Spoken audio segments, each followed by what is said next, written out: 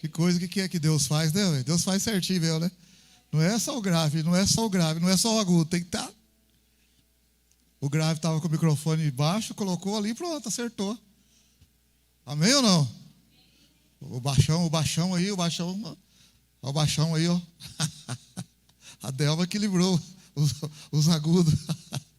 Que bom, que benção, né, irmão? Mas é bonito, amém? Aleluia? É, Deus fazendo uma grande obra. Graças a Deus. Vamos orar. Senhor, nós entregamos nas tuas mãos. Bendito seja o teu nome, te agradecemos pelos ofertantes, pelos dizimistas. O Senhor tem abençoado, nunca faltou, nunca faltará. Graças a Deus por isso. Bendito seja o nome do Senhor. Te louvamos, Senhor, te agradecemos por tudo. Em nome de Jesus. Amém, glória a Deus. Maravilha. Nosso irmão André, faz favor, nosso obreiro André, raiz, não era, mas está sendo raiz agora.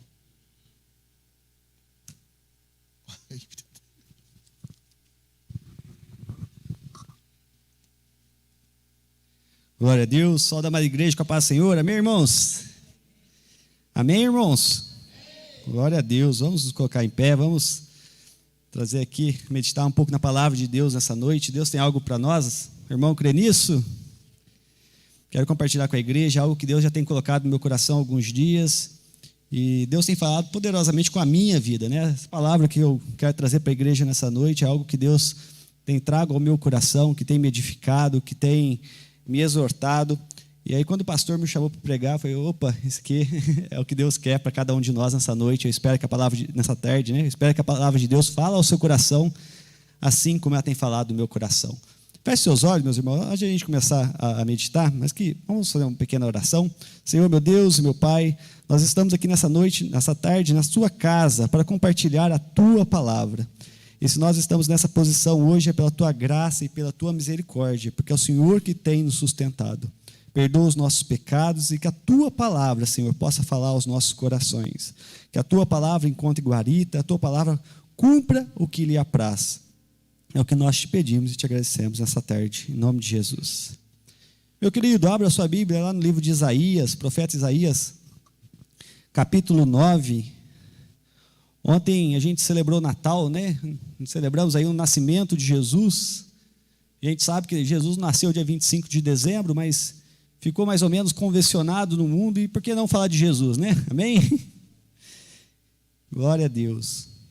Há 2021 anos atrás nasceu o nosso Salvador, o escolhido, né?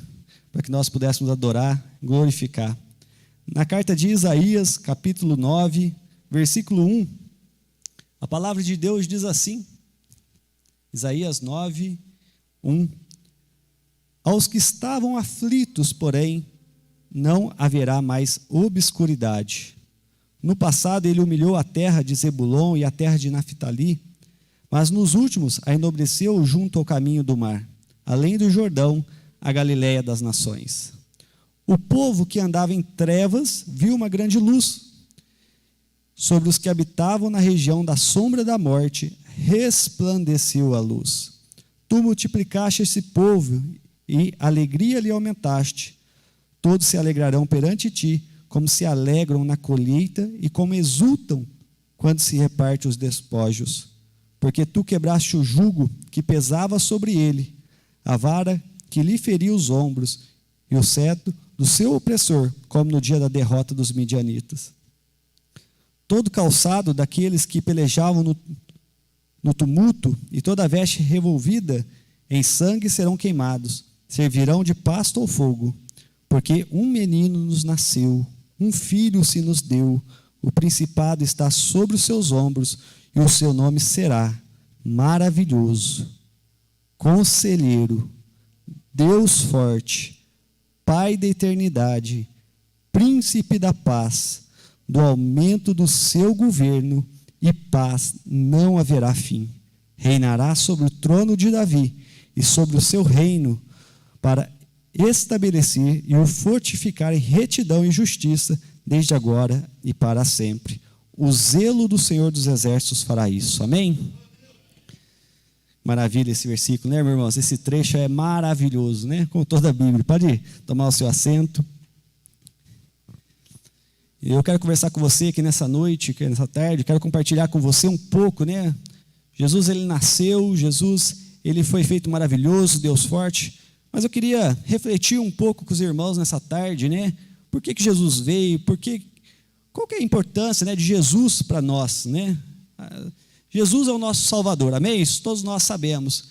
Mas é importante a gente entender um pouco qual que era o plano de Deus, o que Deus tinha definido desde o começo, o que aconteceu com a humanidade, por que foi necessário Jesus vir, por que Jesus veio, teve que morrer, e o que nos aguarda, né? Então é isso que eu quero compartilhar com você. Nós estamos aí no final do ano, né? O antepenúltimo culto do ano. Nós temos hoje, temos quarta-feira e temos o culto da virada. Então, que essa palavra possa brotar em nosso coração, para que a gente possa fechar o ano de 2021 ainda mais forte, para que nós possamos terminar o ano de 2021 perto de Deus, amém? Não vamos deixar para 2022 não, que 2022 vai ser outro ano e Deus tem novas coisas preparadas para nós. E aí, meu irmão, o que eu quero, né? Vamos fazer retroceder aqui um pouco. Quando Deus fez a criação, Deus criou lá os seres celestes, criou os animais, ele criou o homem, criou a mulher. E olha só, Deus, ele sujeitou todas as coisas ali ao homem, né? Adão e Eva.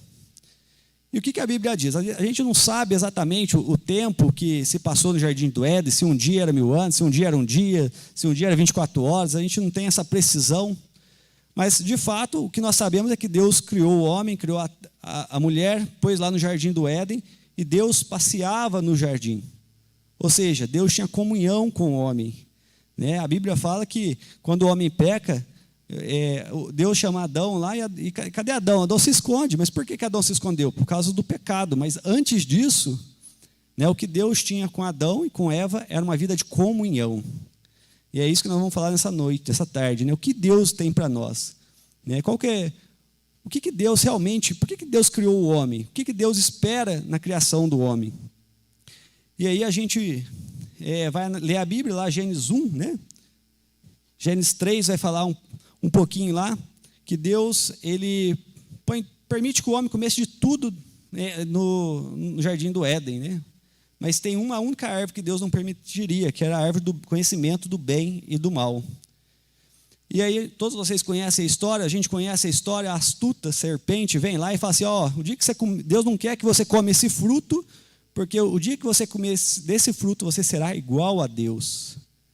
E o que Deus não quer é que você seja igual a Ele, né? E todos nós sabemos que quando Satanás ele foi expulso do céu, foi por quê? Porque ele quis ser igual a Deus. E quando a gente olha, né, meus queridos, a gente vai olhar todas as origens, assim, o início do pecado. O que é o início do pecado? Qual que é? Quando o pecado ele surge no nosso coração, o que geralmente a gente quer? A gente quer ser igual a Deus, a gente quer definir a nossa história, a gente quer definir o nosso rumo. Muitas vezes, né, o que a gente quer com o pecado é falar assim, eu que sei, né? Talvez a Bíblia não esteja atualizada, né? Talvez algum irmão ou algum visitante vai assim, mas o pastor não sabe de tudo, né? E a origem do pecado é em se tornar semelhante, igual a Deus, né? Em poder definir a sua vida, poder escolher os seus próprios caminhos, né? As pessoas falam assim, eu não preciso de Deus, né? O ímpio fala assim, eu não preciso de Deus. Por quê? Porque ele é o próprio Deus, ele acha que ele é suficiente, ele acha que ele pode fazer o que ele quer. Então, a origem do pecado está basicamente nisso. E aí a gente conhece a história, vamos ver lá que o homem pecou, né? Comeu do fruto. E aí Deus ele traz uma sentença, né? Ele condena o homem, algumas sentenças ali, um julgamento. Então, lá no Gênesis 3,16, se você quiser abrir sua Bíblia, pode ir. Vamos lá, vamos passear um pouquinho.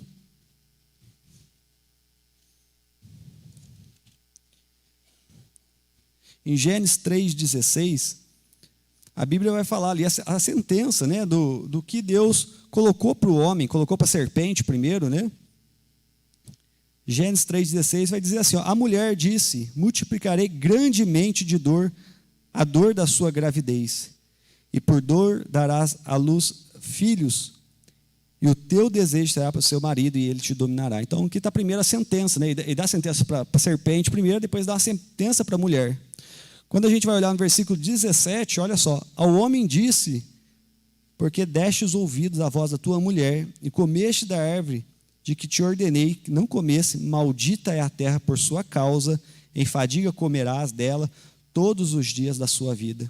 Ela produzirá também espinhos e ervas daninhas, e tu comerás das plantas do campo. Do suor do teu rosto comerás do teu pão, até que tornes a terra, porque dela foste tirado, pois é pó e dela tornarás.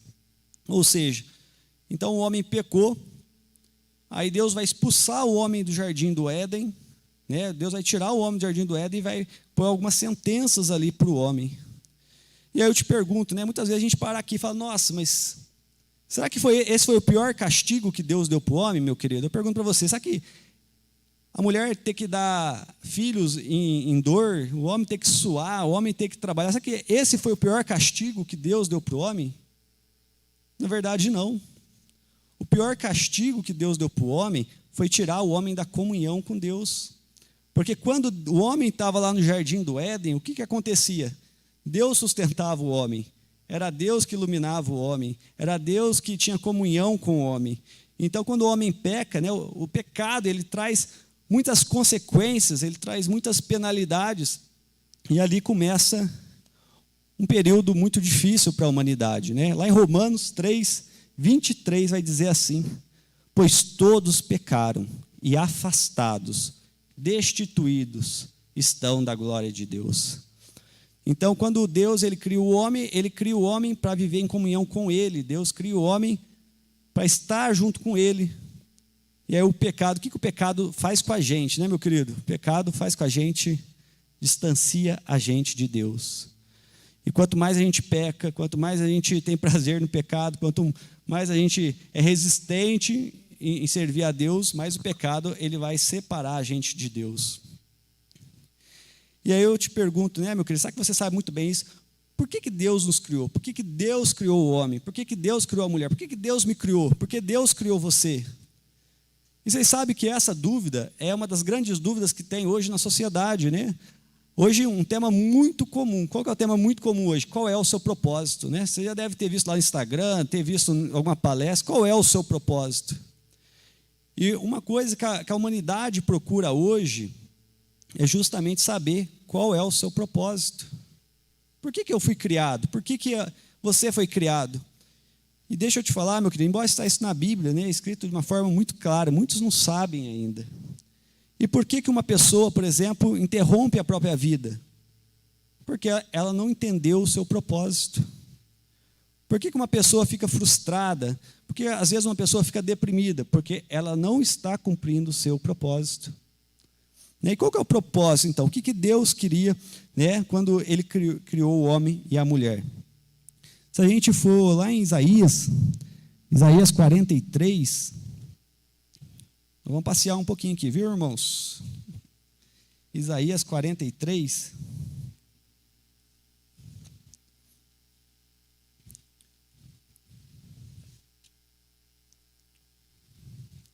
Isaías 43, versículo 7. Olha só, o profeta Isaías está falando lá com o povo, né? E aí ele traz uma palavra, né? O título aqui que está na minha Bíblia é o único Salvador de Israel. E ele vai falar assim, ó, 43, 7. A todos os que são chamados pelo meu nome, aos quais criei para a minha glória, aos quais formei e fiz. Ou seja, quando Deus está falando aqui pelo profeta Isaías, ele está falando que nós fomos criados para a glória de Deus. Porque o próprio Deus nos fez para a sua glória. Amém? Nós fomos criados para a glória de Deus. Tudo que nós temos que fazer para a glória de Deus. Aonde nós estivermos, nós temos que estar para a glória de Deus. E não só isso, né, irmão? Quando a gente olha lá em 1 Coríntios 11, 7, não precisa abrir não, Paulo está falando à igreja do Coríntios, né? Ele vai falar assim, ó, o homem não deve cobrir a cabeça, 1 Coríntios 11, 7, visto que ele é imagem e glória de Deus. Ou seja, o apóstolo Paulo está falando o seguinte, ó, o homem, ele é a imagem de Deus, ele é a glória de Deus.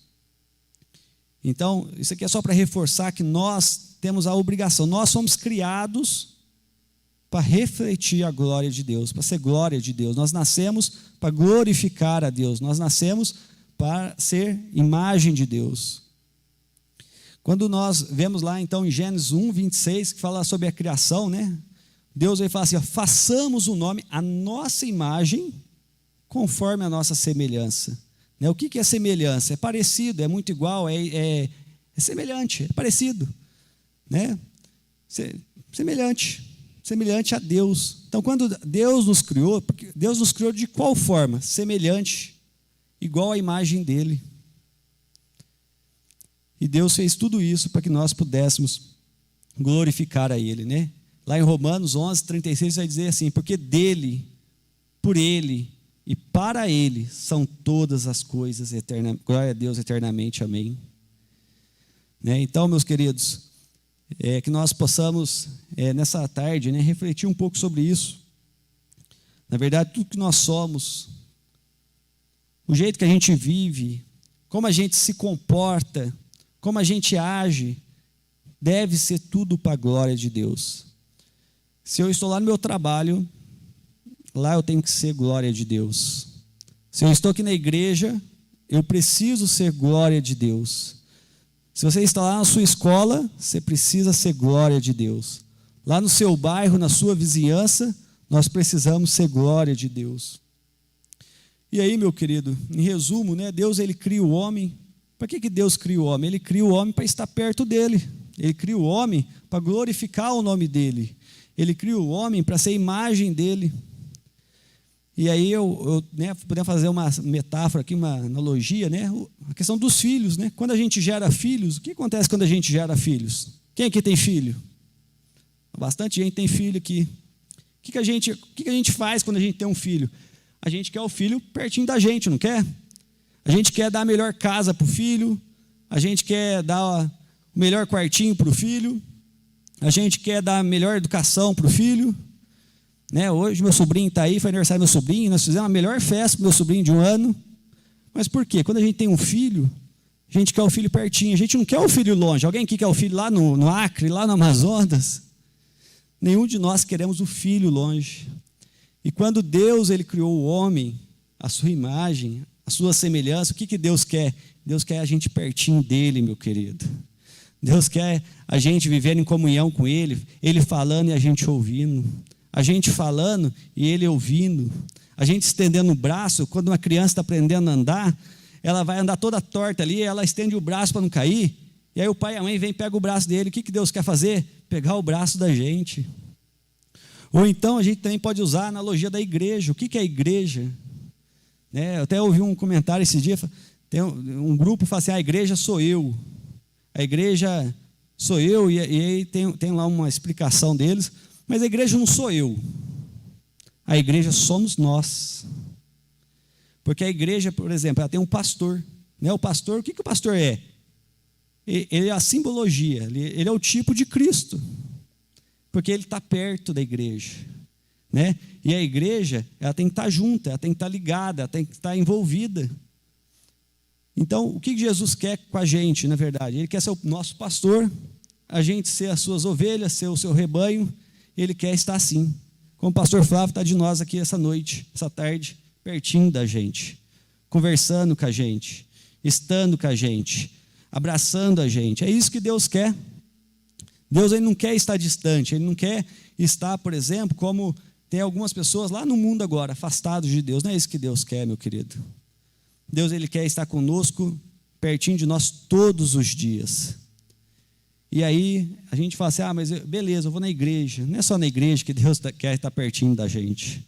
Deus quer estar pertinho da gente no nosso trabalho, na nossa vida, nas nossas ações, no nosso lazer, Deus quer estar conosco. Na nossa hora de descanso, Deus quer estar conosco. Na hora de dificuldade, Deus quer estar conosco. Na hora da aflição, Deus quer estar conosco. Deus quer estar conosco todos os dias. E quando a gente lê lá em João 14, Evangelho escreveu João, capítulo 14,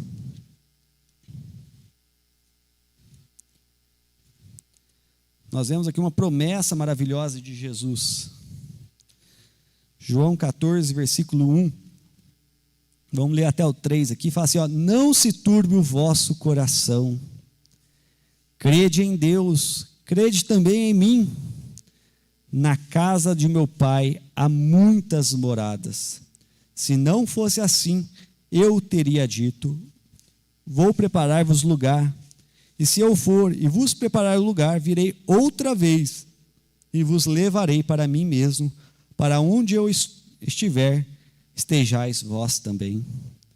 Né? Então, olha o que Jesus está falando. Ó, o pecado pode ter nos afastado, né? Mas Jesus ele vem e ele vai nos reconciliar. Nós vamos falar um pouco mais disso. Mas para quê? Para novamente a gente morar com Cristo, para a gente estar perto com Cristo. Porque do jeito que a gente vive hoje, meu querido, para Deus não tá, Deus não quer isso. Deus quer a gente mais próximo, Deus quer a gente mais perto, Deus quer a gente junto dele. Deus quer que a gente veja ele como ele é. Né? No jardim do Éden, por exemplo, o homem andava e ele via Deus passeando no meio do jardim do Éden. E é isso que Deus quer. Ele quer restaurar essa comunhão. Deus quer restaurar, né, essa ligação com o homem. E quando a gente vê a história, né, a gente vai ler a Bíblia, a gente vai conhecer a palavra de Deus, a gente vai ver que durante toda a história da humanidade, Deus sempre tentou reconciliar o homem consigo. Né? A gente vai ver lá que Adão e Eva pecou, saíram do jardim do Éden, e aí foi tendo a história, vai ter Abel, Caim, vai ter a história de Noé, e aí o pecado começa a tomar conta ali da terra na época de Noé, e aí o que Deus faz? Deus, ele manda o dilúvio. Ele manda o dilúvio para quê? Para resgatar a terra, porque o objetivo de Deus não era perder a terra, mas Deus queria restaurar a relação, a comunhão. E naquela época de Noé, né, Noé pregou muitos anos, né, Noé foi pregoeiro da justiça de Deus, pregou vários anos ali o que Deus queria. E né, praticamente, acredito que muitos naquela época, todos tiveram a oportunidade de ouvir o Evangelho, assim como hoje estão tendo a oportunidade de ouvir o Evangelho. Mas somente Noé e a sua família, né, entrou na arca. Assim, se a gente pegar na analogia hoje, são poucos que estão entrando na arca também. Né? Depois teve lá a história da Torre de Babel, o homem novamente quer, né, se comparar a Deus, estar muito próximo de Deus, ser como Deus. Né?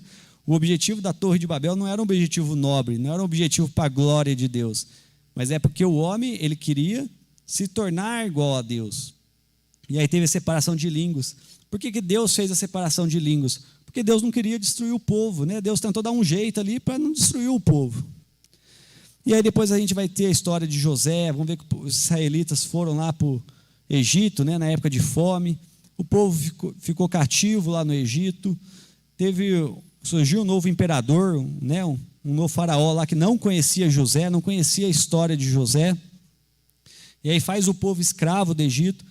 E aí Deus novamente vai libertar aquele povo, né? Deus vai chamar aquele povo para uma terra prometida. A terra prometida nada mais é do que a sombra da terra espiritual, né? Da Canaã celestial. O que Deus queria fazer tirando as pessoas do Egito? Ele queria trazer as pessoas, né? O povo dele para mais perto dele. E aí Deus, mais uma vez, ele vai tirar o povo do Egito. E você vai ver lá no Egito, né? Se você ler a história, você vai ver que o caminho era muito simples, era muito perto, né? Estavam muito perto da terra prometida, mas mais uma vez, por causa do pecado, por causa da iniquidade, eles deram uma volta de 40 anos no deserto, e praticamente todos os adultos morreram, né? Com exceção de Josué e Caleb. Mas por quê? Por causa da desobediência, por causa do pecado. E é engraçado, né, meus queridos, quando a gente olha a Bíblia, você vai ver que é sempre um remanescente, né? É sempre um pouquinho, é um pedacinho da terra que se salva, né? É um pedacinho da terra que fica firme, é um pedacinho que se mantém alinhado com Cristo também.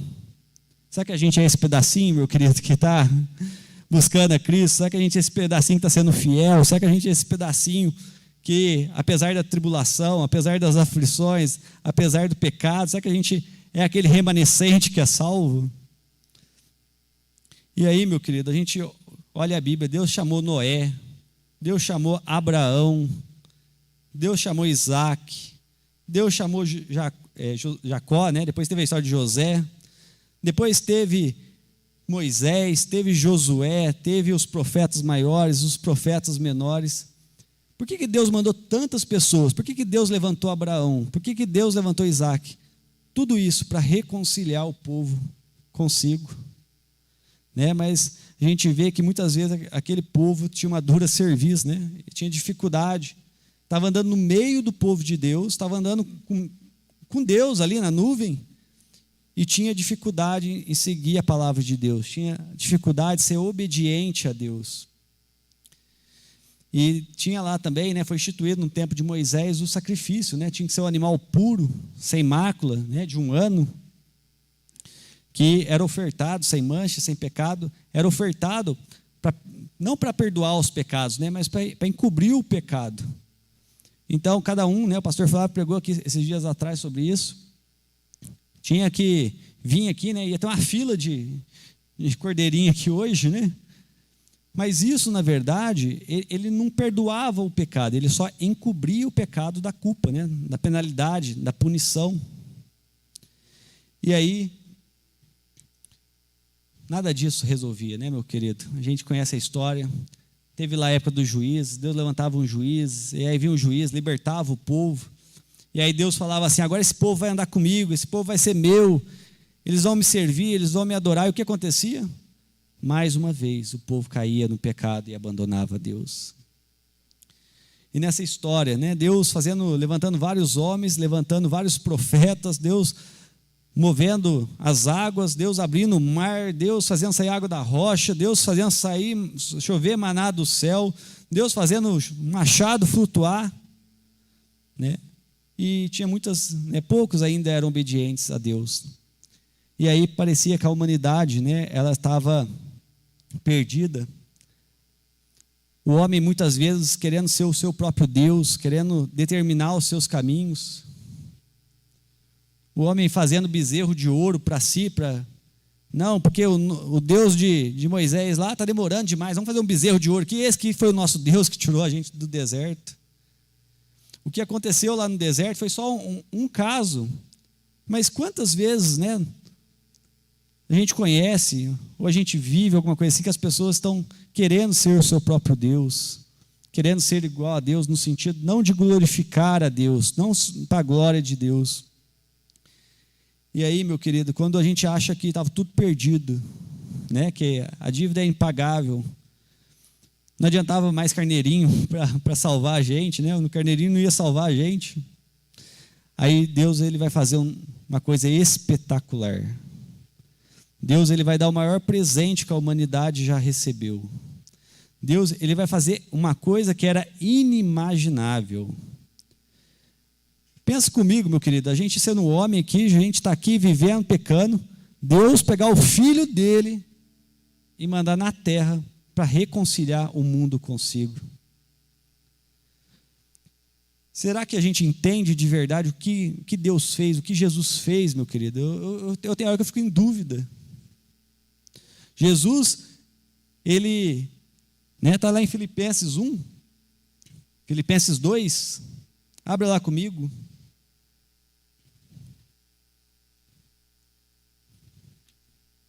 Filipenses 2.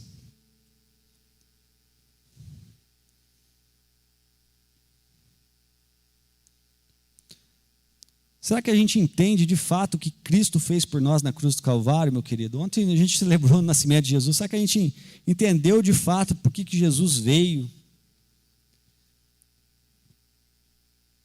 Filipenses 2, versículo 5, diz assim: de sorte que haja em vós o mesmo sentimento que houve em Cristo Jesus, que sendo em forma de Deus, não considerou que o ser igual a Deus era algo ao qual devia se apegar, mas a si mesmo se esvaziou, tomando a forma de servo, fazendo semelhante aos homens, e achado na forma de homem, humilhou a si mesmo, sendo obediente até a morte, e a morte de cruz.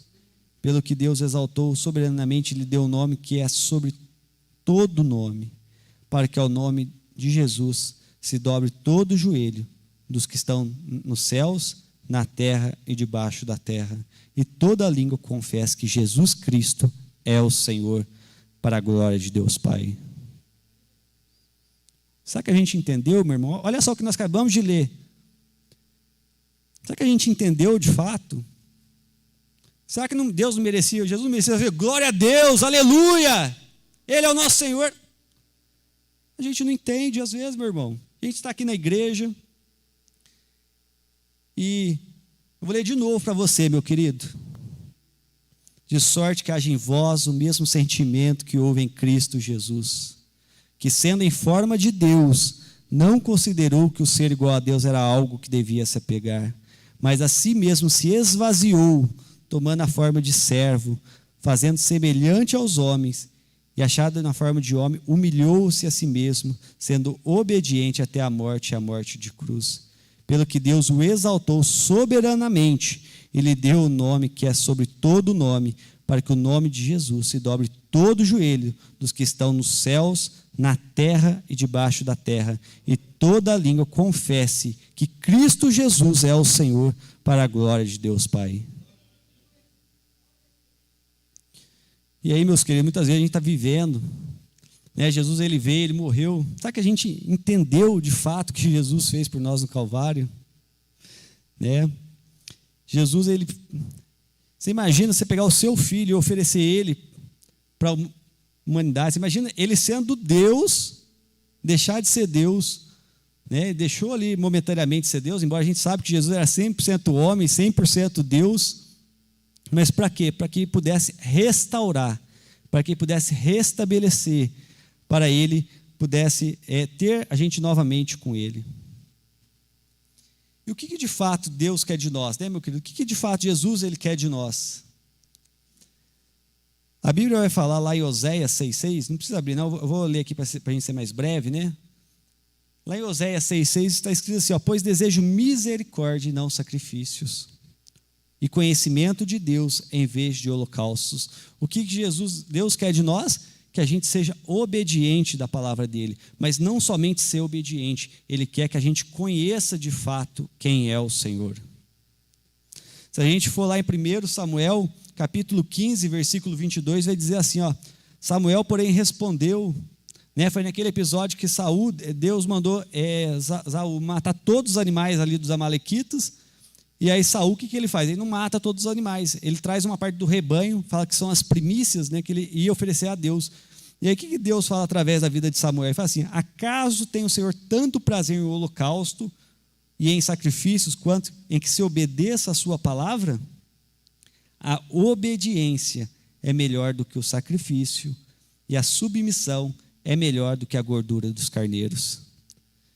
Então, aqui é só para falar para você, meu querido, o que Deus quer de nós, né? O sacrifício ele é importante, né? Não está falando que o sacrifício não é importante. A gente vinha aqui na igreja glorificar, tivemos um louvor lindo aqui, glorificar, levantar a mão, dizer para ele que ele é santo, que ele é majestoso, maravilhoso, isso é ótimo. Mas antes do sacrifício, ele quer a obediência. Antes do sacrifício, ele quer ter vida comigo e com você. Antes do sacrifício, ele quer andar com a gente, ele quer restaurar a comunhão. E, meu querido, a gente olha Jesus e ele sendo Deus, ele lá no trono. Será que Jesus precisava vir, né, pastor? Será que ele estava bem demais lá, né, meu querido? Você imagina como que ele estava lá com os anjos, com os serafins glorificando ele, e aí, por causa do nosso pecado, ele vem, ele vai pagar a nossa culpa. E a Bíblia fala que ele não teve por usurpação ser igual a Deus, ele se despojou. É como se ele tivesse com a veste real, né? Ele tirar a veste real, ele coloca lá no cantinho lá e fala assim, eu vou lá, eu vou pagar o preço, eu vou mostrar que eu posso vencer o pecado. Talvez o homem não está conseguindo, né? Nenhum homem conseguiu cumprir a lei, na verdade. E aí Jesus vai pagar o preço, ele vai vir, ele nasceu, meu querido. Ontem nós comemoramos o nascimento de Jesus, e glória a Deus que Jesus nasceu. Porque talvez se eu fosse no lugar dele, talvez eu não teria dado meu filho. Né? Eu tenho 2 meninas, talvez eu não teria dado minhas filhas, talvez você não teria dado seu filho. Ele sendo Deus, ele, né? Mas por que ele faz isso? Para reconciliar o homem consigo mesmo. Ele criou o homem e a mulher para ter comunhão e vida com ele. E aí o pecado vem e faz separação do homem com Deus. E Deus fala assim: eu estou disposto a tudo. Eu dou até o meu filho para que o homem volte a ser meu. Para que eu possa reconciliar o homem comigo mesmo. Para que eu possa andar de novo no meio do meu povo. Para que eu possa ser o seu Deus. Para que eu possa cumprir o propósito que eu criei o homem para a minha glória. E é por isso que Jesus veio. E aí quando nós vemos lá Jesus, falando lá no Mateus 23, 37, olha o que Jesus fala. Fala assim: Jerusalém, Jerusalém, você que mata os profetas e apedreja os que lhes são enviados. Deus mandando um profeta, Deus mandando homens para trazer, para reconciliar, e aí ele fala assim: Jerusalém, Jerusalém, você que mata os profetas, você que apedreja aqueles que eu te envio.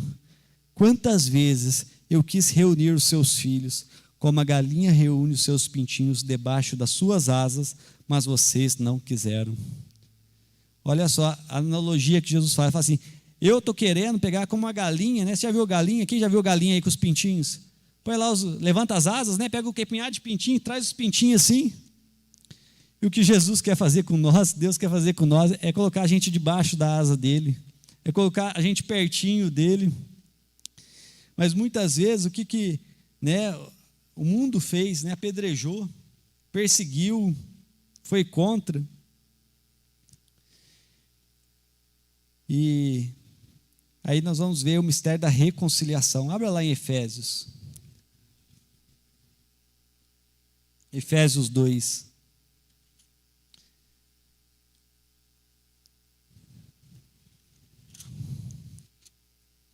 Glória a Deus, aleluia. Efésios 2, versículo 13. Olha o que vai falar a palavra de Deus. Agora, porém, em Cristo Jesus, vós que antes estavais longe, Aqui está falando da divisão dos gentios e dos judeus, A gente era o gentio, a gente é aquele que estava longe, Já pelo sangue de Cristo chegaste perto. Pois ele é a nossa paz, o qual de ambos os povos fez um, e destruiu a parede de separação, a barreira de inimizade que estava no meio, desfazendo na sua carne a lei dos mandamentos, que consistia em ordenanças para criar em si mesmo dos dois um novo homem, fazendo a paz, e pela cruz reconciliar ambos com Deus em um só corpo, matando com ela a inimizade. E vindo, ele evangelizou a paz a vós que estáveis longe e aos que estavam perto, pois por ele ambos temos acesso ao Pai em um mesmo Espírito. Assim, já não sois estrangeiros nem forasteiros, mas concidadãos dos santos e membros da família de Deus, edificados sobre o fundamento dos apóstolos e dos profetas, sendo o próprio Cristo Jesus a principal pedra angular. Nele todo edifício bem ajustado cresce para templo santo no Senhor. E nele também nós juntamente sois edificados para a morada de Deus no Espírito. Glória a Deus. Olha que trecho bonito, meu querido? Aqui vai falar que antes tinha separação, Era o povo de judeu, que era o povo de Deus, aí os gentios ficavam fora, e aí Deus vai tirar essa inimizade, vai tirar essa barreira, vai trazer todos para perto através da cruz, Através do sangue de Jesus, nós somos purificados de todo o nosso pecado. E aí Jesus nos traz para perto dele. Ontem foi até legal que eu estava vendo um tópico lá no Instagram e fala assim que Jesus não passou por uma chaminé para nos dar um presente, Jesus aí passou pela cruz para nos dar a salvação, O mundo às vezes comemora o Natal com um velhinho lá, gordinho, que passa por uma chaminé e traz um presente, E muitos no mundo estão vivendo isso, Você olha na rua cheio de Papai Noel, você olha lá, tá as crianças tudo esperando presente para Papai Noel. Mas o que é o Natal, É Cristo passando por uma cruz do Calvário para nos dar a salvação. É muito mais que um presente. Amém, meu querido? Glória a Deus. E aí a gente pode ler também lá em Hebreus 10:10, que vai dizer assim, ó, pelo cumprimento dessa vontade fostes santificados, né, por meio do sacrifício do corpo de Jesus Cristo, oferecido de uma vez por todas. Ou seja, depois que Jesus veio e morreu na cruz do Calvário, basta a gente aceitar Jesus Cristo como Senhor Salvador, e nós não precisamos mais cumprir o ritual ali do sacrifício, de apresentar um cordeiro, de levar um sacrifício perante o altar.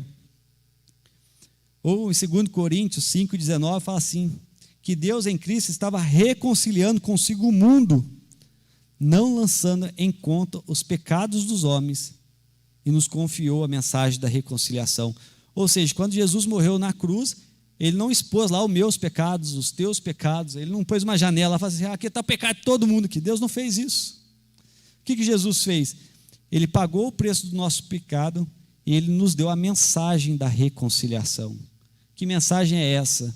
Essa mensagem que eu e você temos o dever de pregar para o mundo, para aquele que não foi reconciliado com Cristo ainda. Essa é a mensagem da reconciliação, que Jesus Cristo morreu para perdão dos nossos pecados, e nós que estávamos longe, fomos chamados para estar perto de Cristo. E agora nós temos essa mensagem, ou seja, o nosso pecado não apareceu num telão lá, mas ele, em troca do nosso pecado, em troca da penalidade, do juízo, ele falou assim, pode deixar comigo, eu te perdoo, mas toma aqui o evangelho para você ser meu discípulo e pregar a palavra da reconciliação. E aí, meu querido, hoje nós estamos aqui, estamos ouvindo o evangelho, a palavra de Deus, as boas novas, né? Jesus veio, ele trouxe salvação.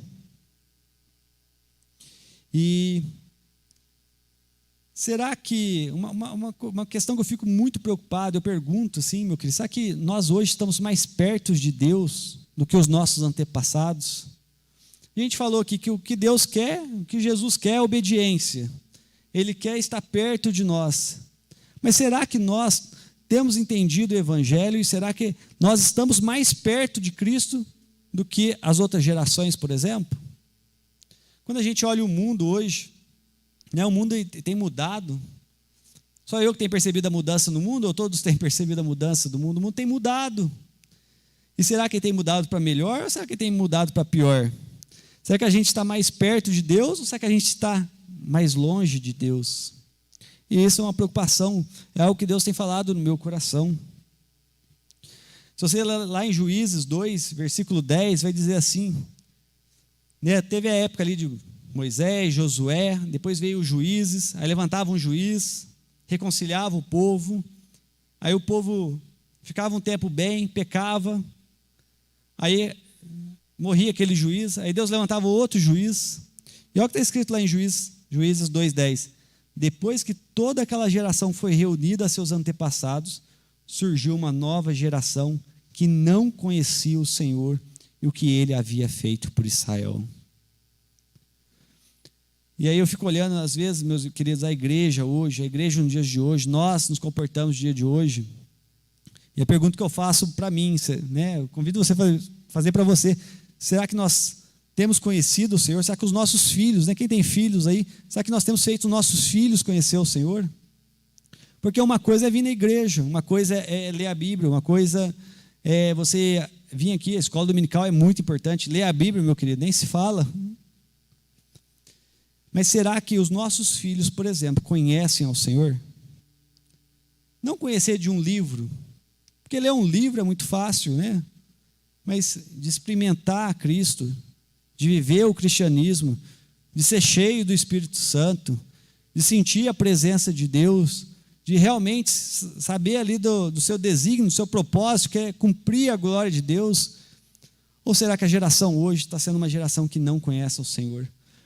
Porque hoje nós temos muitas igrejas, por exemplo, a gente tem muitos templos, a gente tem muitos pregadores, mas será que de fato a geração mais nova está conhecendo ao Senhor?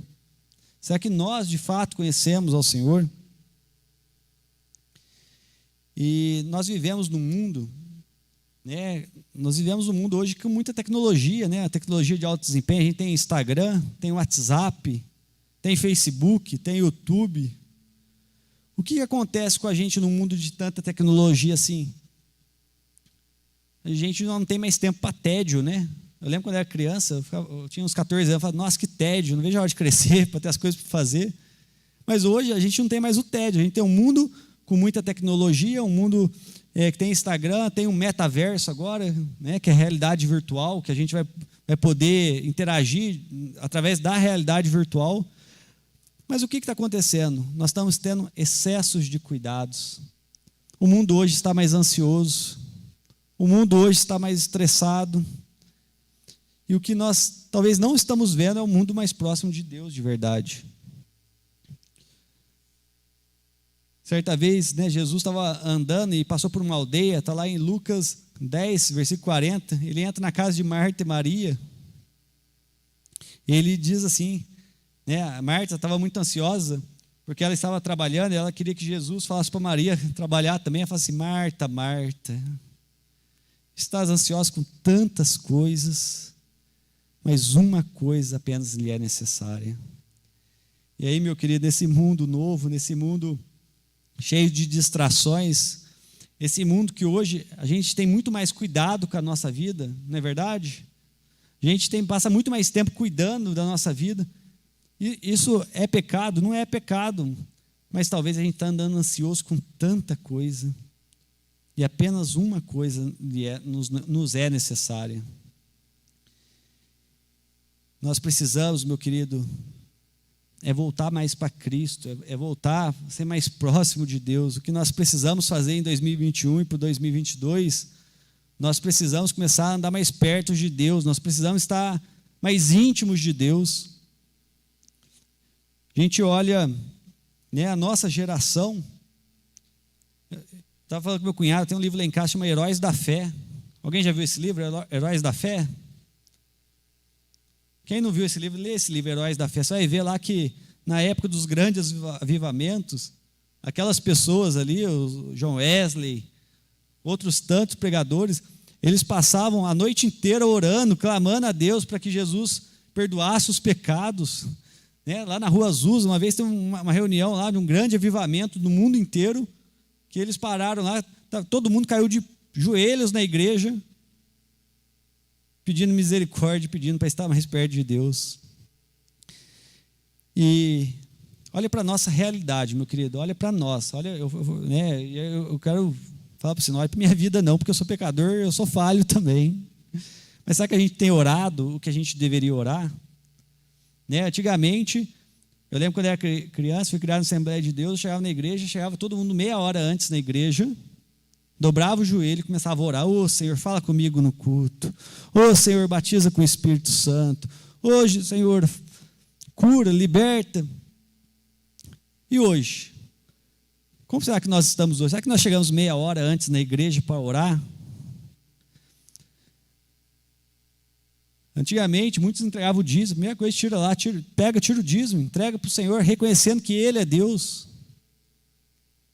E quantas vezes hoje que nós falhamos no dízimo, nas ofertas?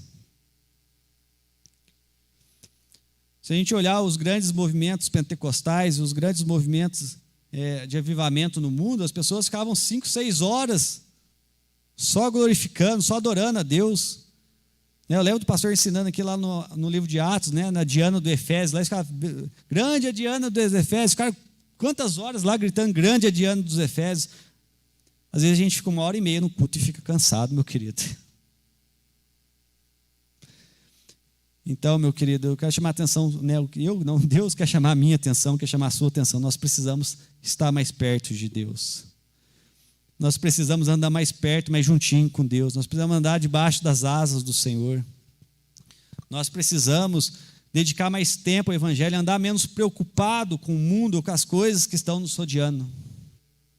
Falar é fácil, né, irmãos? É difícil. Mas é isso que a gente precisa estar mais perto de Deus. Talvez Jesus estava falando lá para Marta, e talvez estava assim, André, está ansioso com tantas coisas. Aí Jesus fala seu nome, fulano, está ansioso com tantas coisas, mas apenas uma coisa lhe é necessária. É a salvação da sua vida e eu já providenciei isso para você. É o teu nome no livro da vida e eu já providenciei isso para você. E a gente está andando ansioso, depressivo, está andando estressado com tantas coisas, meu querido. Quando a gente olha a Bíblia, né, olha lá em 2 Timóteo, versículo 3, do 1 ao 5, vai dizer assim: nos últimos tempos virão tempos difíceis, homens serão egoístas, avarentos, presunçosos, arrogantes, blasfemos, desobedientes aos pais, ingratos, ímpios, sem amor pela família, irreconciliáveis, caluniadores, sem domínio próprio, cruéis, inimigos do bem, traidores, precipitados, soberbos, mais amantes dos prazeres do que amigos de Deus. Olha só.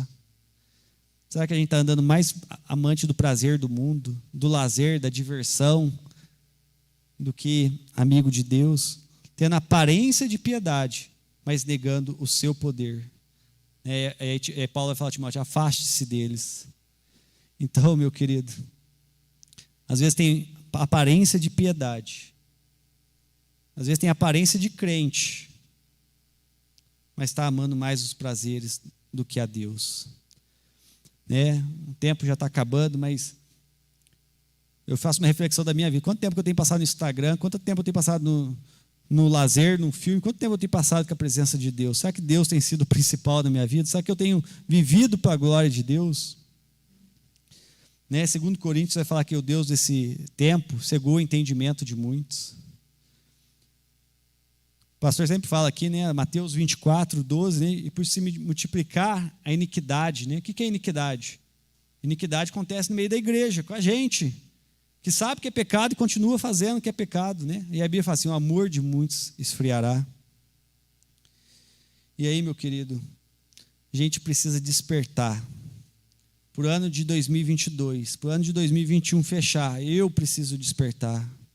Nós, como igreja, precisamos despertar para estar mais perto de Deus. Porque o que Deus quer? Que nós estejamos pertinho deles.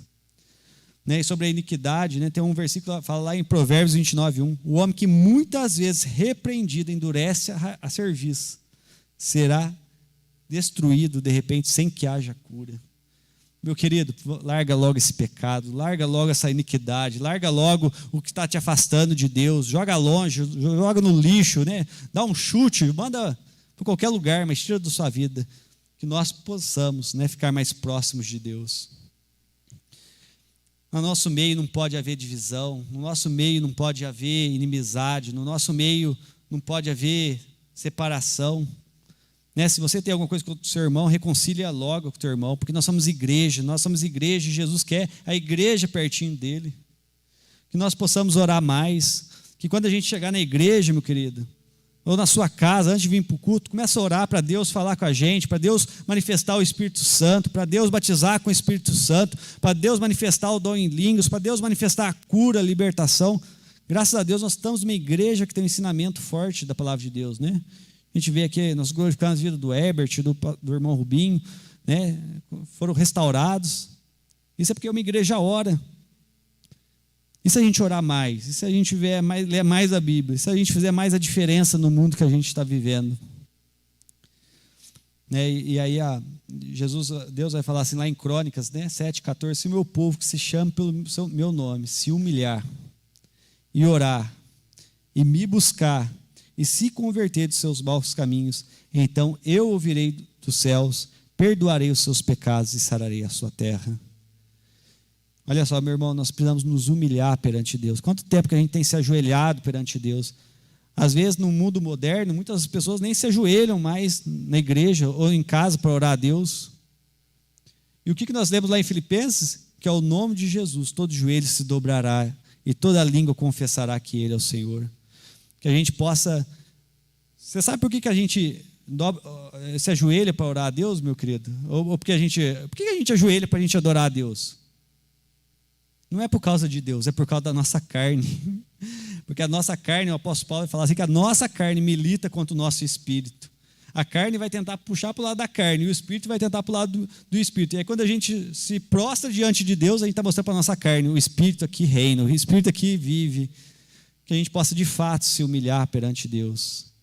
Que de fato a gente possa matar a nossa carne, tem hora que é preciso. E não só, precisamos orar também. Precisamos buscar a Deus. Ao que pede, recebe. Ao que busca, encontra. E ao que bate, se abre. Jesus, lá em Apocalipse 3:20, para a gente acabar, Diz assim: eis que eu estou à porta e bato. Se alguém ouvir a minha voz e abrir a porta, entrarei e cearei com ele e ele comigo. Meu querido, a palavra de Deus que eu quero deixar para você nessa noite é isso. É a gente saber que Deus nos criou para ser a glória dele. Que você e eu vamos começar uma semana, a última semana do ano. Se a gente não está fazendo isso, começar a fazer agora, meu querido. Nos nossos serviços, as pessoas têm que olhar e têm que dar glória a Deus. Falar assim: esse homem é diferente, esse homem parece de Deus. Nós somos criados à imagem e semelhança de Deus, para a glória de Deus. E o que Deus quer? Quer nos reconciliar. Deus quer a gente pertinho. Assim como a gente quer o filho pertinho da gente. Todo mundo quer filho, né? Todo mundo sabe que a mãe quer a gente pertinho, o pai quer a gente pertinho. O que Deus quer? A gente pertinho dele. Então a gente sabia que a nossa salvação está próxima. O dia da nossa salvação está próximo, meu querido. Vamos ficar vigilantes, como a irmã falou aqui no início do culto. O que Deus quer é que nós estejamos preparados, vivendo em comunhão. Mas cuidado, meu querido, cuidado com o novo padrão, cuidado com o novo normal, cuidado com que a gente vê um movimento diferente nas igrejas hoje. Mas a culpa não é do pastor, a culpa não é o pecado. O pecado está no mundo, ele está tomando conta das nossas vidas, ele está entrando na nossa vida pelo celular, pela internet, pelas interações. Que nós possamos nos afastar do pecado e que nós possamos nos envolver mais com a palavra de Deus. A gente faz muitos planos no final do ano, que eu e você possam fazer o plano do ano que vem, orar mais. Não só o ano que vem, né? Porque não deixa para o ano que vem não, meu querido. Que esse ano a gente possa orar mais. Que esse ano a gente possa começar a ler mais a palavra de Deus. Que esse ano a gente possa começar a evangelizar mais. Olhe lá, meu querido, o livro Heróis da Fé. Começa a olhar os movimentos pentecostais, como que eles começaram. É através de muita oração, é através de muito zelo, é através de muito clamor, se humilhando perante Deus. Que essa igreja de Itajubá possa ficar marcada, que nós possamos marcar a nossa geração, porque o que há de vir virá, ele não tardará. Então vamos crer que o dia da nossa salvação está próximo. Enquanto ele não vem, vamos viver como se com ele nós já estivéssemos, glorificando, exaltando e glorificando o nome do Senhor. Amém, meu querido? Deus abençoe. Amém.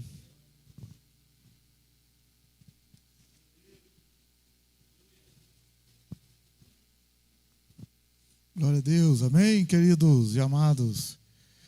Graças a Deus que o Senhor possa continuar fazendo uma grande obra. Vamos ficar em pé, possamos voltar para os nossos lares com essa palavra, aquele que vai voltar com essa palavra no coração.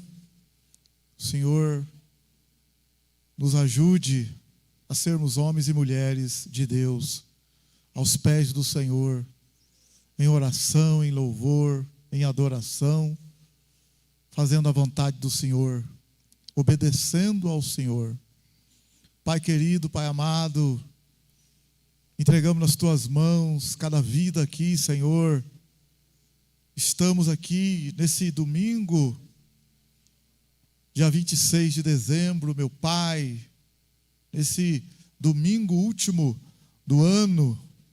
Te louvamos pela misericórdia estendida, porque o Senhor tem abençoado, o Senhor segurou nas nossas mãos. Perdoa nós, perdoa a nossa ignorância, perdoa a nossa altivez soberba.